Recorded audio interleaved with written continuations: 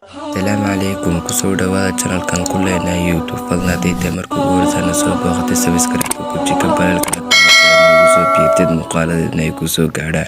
Markii ay kala tageen labadii rag ee wax kala iibsaday, ninkii ganacsadaay waxa uu qaatay dameerkii waxaanu hayay muddo dheer, waxaase uu ka waayay dameerkaas taantii uu ku iibsaday oo ahayd inuu dameerku lacag u dhalo mar wala uu ciyo. Ninkii ganacsadahay waxa uu soo kaxaystay odayaal waxaanay u tegeen reerkii ama faamligii uu lahaa ninkii ka iibiyay dameerka. Hase yeeshee waxay guriga ugu tageen ninkii odayga ayoo ka maqan guriga. Islaantiisii oo guriga kolkaa joogta ayaa martidu waxay ku tidhi maxaad u baahneedeen. Kadib martidu waxa uu sheegay inay doonayeen odaygeedii dameerka ka iibiyay. Islaantu waxay ku tidhi eygan ayaan u dirayaa halkan iska fadhiista inta ay imanayaan. Islaantii ay meel ku xidhnaa ayay ka furtay xadhigii. Wax yar kadib waxaa meel sheeda ah ka soo baxay odaygii reerka iyo labeeyo iska rab socda. Dadka oo dhan ayaa la yaabay eygan dadka marka loo diro u yeedhaya. Dadkii waxa ay iska ilaabay waxa ay u socdeen, waxaana lagu murmay ciddii iibsan lahayd eygan xariifka ah ee u yeedhaya cidda maqan. Intaas oo lacag ah iga siiya aniga ayaa intaa ku daray ayaa golii la fadhiya ka dhacday. Ugu dambeyntii mid ka mid ah dadka ayaa ku guuleystay iibka eyga xariifka ahaa. Ninkii eyga iibsaday meel ayuu ku xidhay. Maalin dambe ayaa uu damcay in eyga xariifka ahi wiil uu dhalay oo ka maqnaa uu soo helo. Ileen waa ay muddo badan xadhig ku xidhnaayeen markii sidaa loo sii daayay ayaa ugu dambeysay araggiisa iyo muuqiisaba. Ninkii markii uu eygii waayay aad ayuu xanaaqay oo wuxuu yidhi ninkii wuu dhacay waxa uu iga iibiyay ey aan qof maqan soo helayn. Ninkii waxa uu tagay gurigii ninkii ka iibiyay eyga salamuu kulmin odaygii reerka oo jooga.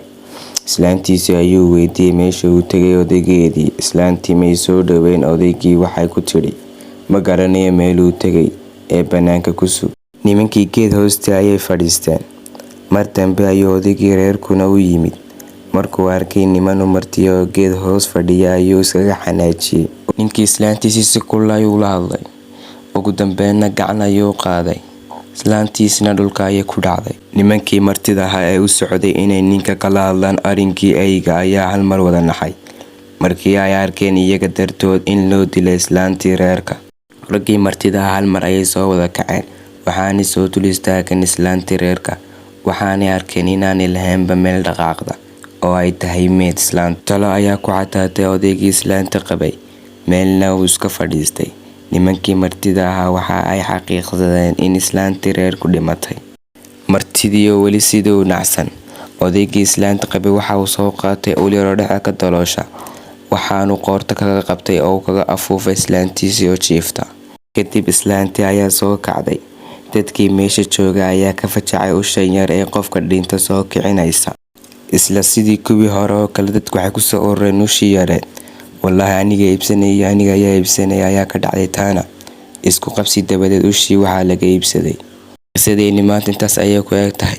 Se waxaan uga jeedadeeda tahay ama uga dan leenahay inaynaan ku dagmin mala awaalada iyo filimaanta ay noo jilayaan waxgaradkeena iyo kuwa horjoogayaasha ama hogaamiyaasha inoo ahi. Fadlan haddaad nala dhamaysatay muuqaalka subscribe guji kambalelkana taawo siina sheer garee muuqaalka si uu gaadho saaxiibadaada kale.